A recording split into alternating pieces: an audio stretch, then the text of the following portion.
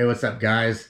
I'm sitting here today and I'm very excited. In fact, I'm just about beside myself because Dawn and I were leaving in less than a week for a road trip. And, if you know me at all, road tripping is just about my favorite thing to do. So, as I said, I'm very excited. Now, if you're new to our channel, my wife Dawn and I recently became scamp owners. About 2 months ago, we did purchase a 13-foot scamp used 2005. We named it Fanny. We've taken a few trips since then, but this really is our first long trip with the scamp in tow. So for me, it's very exciting. Now, coming into this whole scamping experience, I had zero background or knowledge, not with scamps, but even more generally with towing and traveling with an RV trailer in general. And in that time, I've gained a lot of experience and knowledge to where, I'm starting to feel like I know a little bit about what I'm doing, starting to become more confident and comfortable, but I still have a long way to go. So I'm excited to, continue moving forward. Now, naturally, we've already made some mistakes along the way. I'm going to talk about one of those in just a minute. But,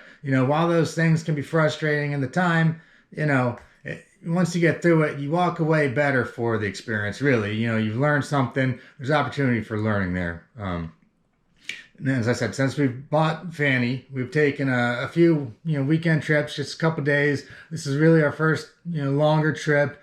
We're leaving, as I mentioned, in 5 days. It's a 17-day trip.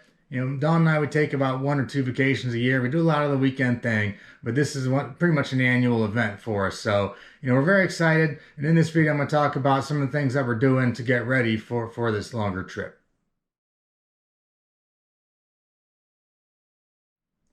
All right, so the first thing we know we need to do before we go on a trip is have a repair made, and that's already taken care of. But I'm gonna talk for a second about that mistake that I alluded to earlier. And that mistake, really what it is, it comes down to poor planning and not testing things in advance before showtime while you're out camping.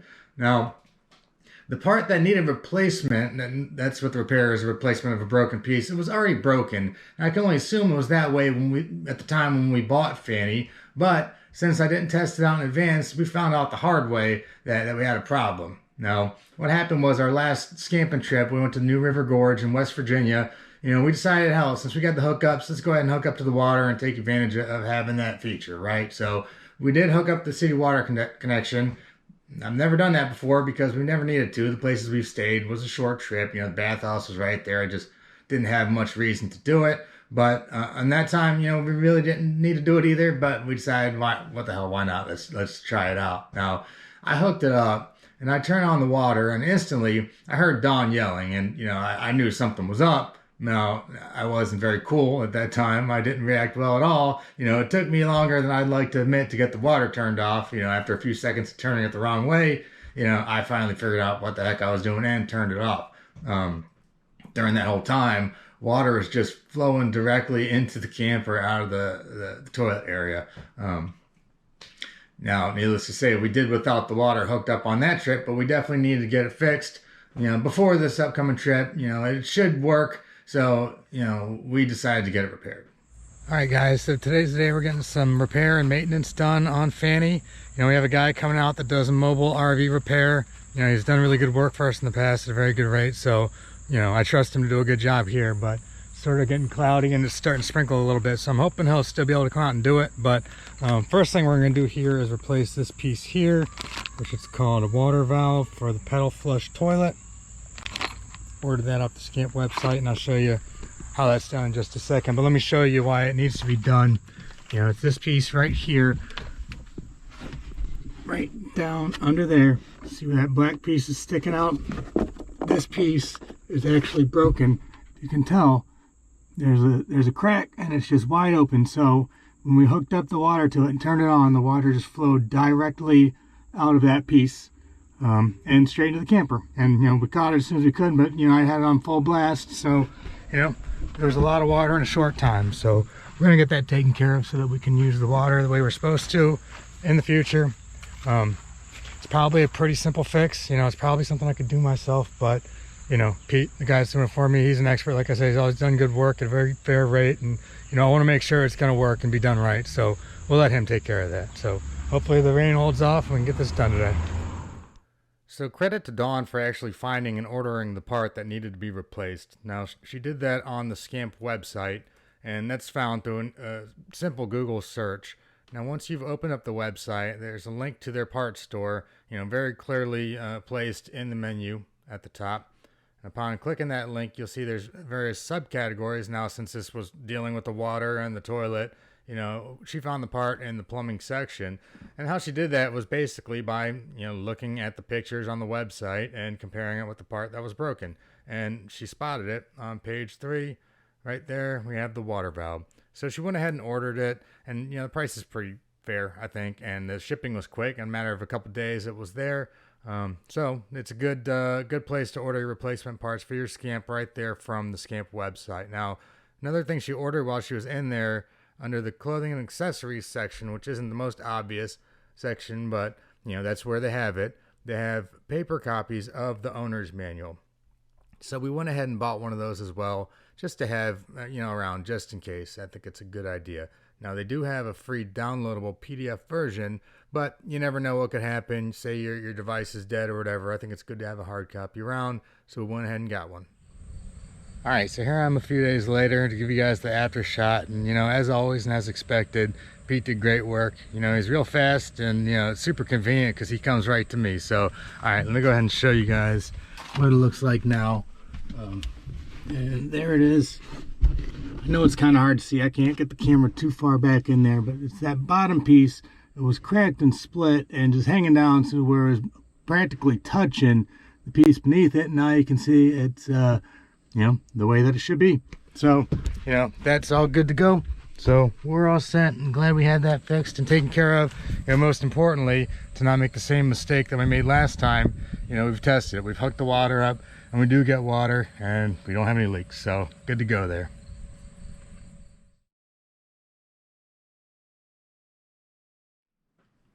All right, with the repair being taken care of, we knew we had to do some maintenance work before we take a long trip across the country. Now, as I talked about in my first video, Meet Fanny, we bought the Scamp from a seller that we met on Facebook Marketplace. And, the guy we bought it from, he's in the business of buying and flipping antique motorcycles, and he acquired the Scamp as part of a trade. Now, that being the case, he didn't have much background on what the maintenance history of the Scamp was. So, we really didn't know how often it had been serviced and such. Now, I did some research, in terms of what type of maintenance is required of a Scamp. And one thing I learned is that, the wheel bearings need to be greased periodically. Now, from the forums and what I've read, a good general rule of thumb is to do that, annually. There's a certain recommended mileage, but I think, even if you don't exceed that within a year, it's a good thing to do about once a year. Now, we've actually greased the bearings and it's done, and I didn't even do it myself. I thought about it and I watched some videos, but I wasn't 100% clear on what the right way to do it. Some of the videos I showed required jacking up the camper in order to grease it, and others didn't. And I just couldn't find a definitive answer, what I needed to do for the Scamp. So, in caution, I decided to have Pete do it. While he was here taking care of the repair, he went ahead and he greased the bearings for me. Just to make sure it was done correctly, and the price was right. So why not? Now, but I did observe the process, and I totally do it myself in the future because it's a piece of cake. And I'm gonna walk outside right now and show you a little bit about how that's done. So next time I'll be able to do it. All right, guys. So as I said, I had Pete already grease the bearings. These are greased, so we're good to go. And for the work, it probably wasn't worth the cost of what I paid, but for the peace of mind, totally worth it. Now I know what I'm doing, and I'll do it myself in the future. Now, in order to grease the bearing, there's really only 3 things that you need: flathead screwdriver, your grease, and then a grease pump, and that's it. Now, for Scamps, you don't have to jack it up or anything. It's really this easy, and all the screwdriver's for is to pry this piece off, this black piece right there. Comes right off, piece of cake. You take your grease, load it into your gun, stick it right on there, and then pump it. That's all there is to it. No jacking required. You don't have to spin it while you pump. You just pump it, and then the grease will start coming up, and you're good to go. So, this gun, I'll say it was like 20 bucks. Grease about 5. I can't remember if I picked it up at AutoZone or Advanced, but any parts store like that should have it. I don't know if that's a good price or not, but this is the only thing I'm greasing. So basically, this is going to end up being a lifetime supply for me. So for 25 bucks, I'm cool with that.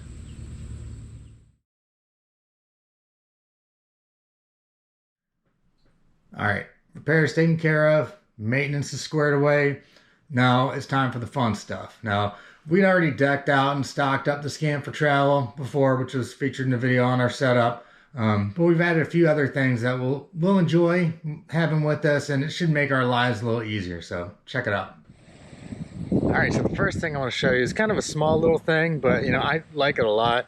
I've shown these before. These are the curtains that Dawn made with help of her aunt and mother, custom fabric. But what's new is this, I don't know what you call it, a little strand of something, but it's got some mushrooms and acorns on it, and I think it's really cool.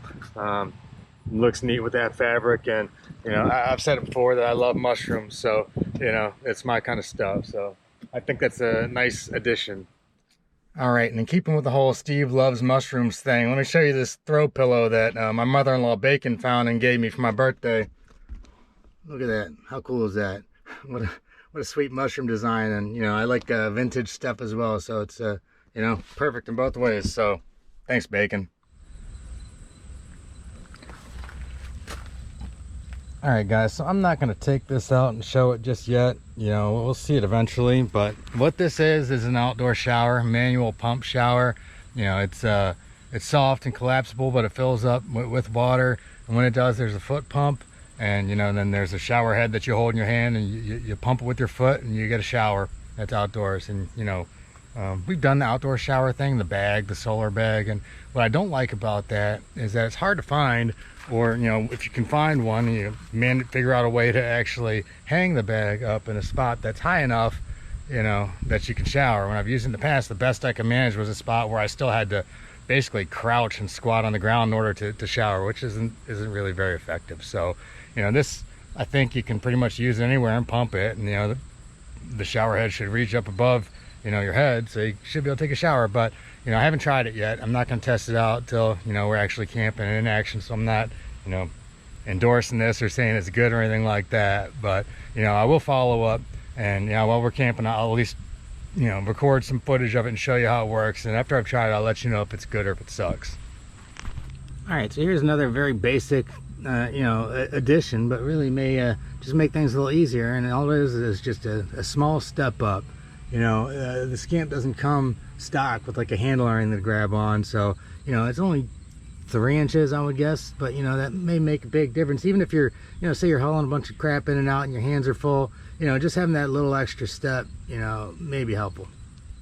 All right, guys, now check this out. And this is a more practical kind of upgrade, whereas normally this is just a standard double outlet.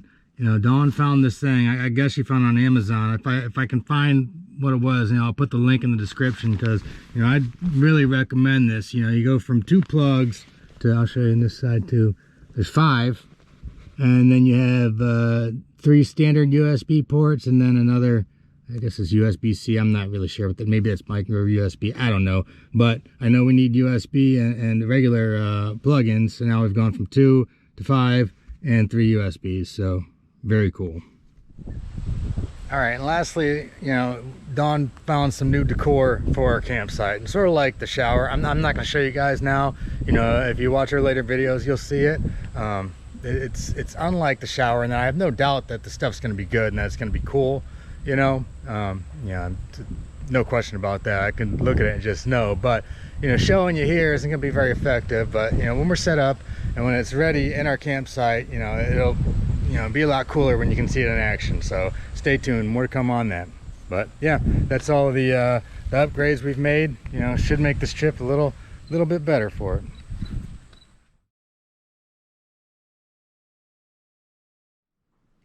All right, so now we've improved our setup. The last thing to do before we go is to plan our trip. Now it's under a week before we depart, and during that time we're going to check into some things and tie up any loose ends that we have. Really just going to form a general game plan for the trip, and everything's going to be very fluid, and we have very little locked in regards to like itinerary or something like that. So as I said, it's a 17-day trip. We're leaving on a Friday, and the only thing that we really have planned is 4 nights at the KOA in Moab. Now we'll check into there the first night on a Monday evening. So just a few days. We're coming from Colonial Beach, Virginia. and I'm traveling slow with the Scamp. I'm doing 60 the whole way. So, maybe that's sort of an aggressive plan, but, I think we'll be able to make it. I can drive long, long hours and I enjoy the drive. It's not a grind to me. So I think we'll be all right.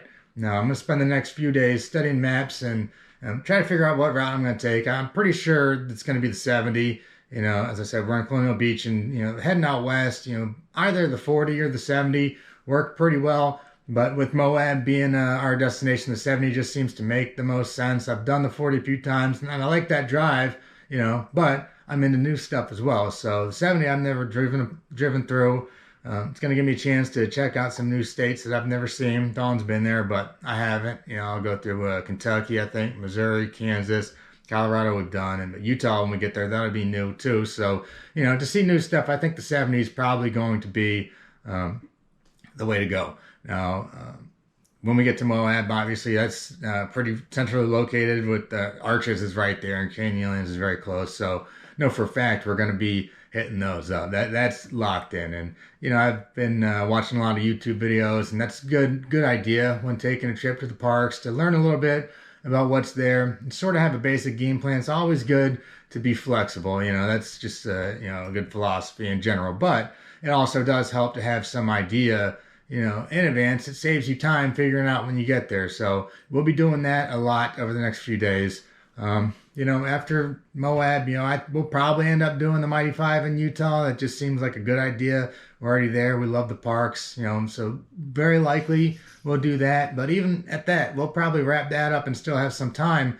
So, I really don't know where we're going to go after that. We're just probably going to go with the wind blows, go where the wind blows and, see where it takes us. So, if you're curious about where we're going and want to follow us along, please think about hitting the subscribe button to follow our travels and adventures. And, very soon we're going to be back on that road, and I can't wait because scamps like us were born to camp. All right, guys, later.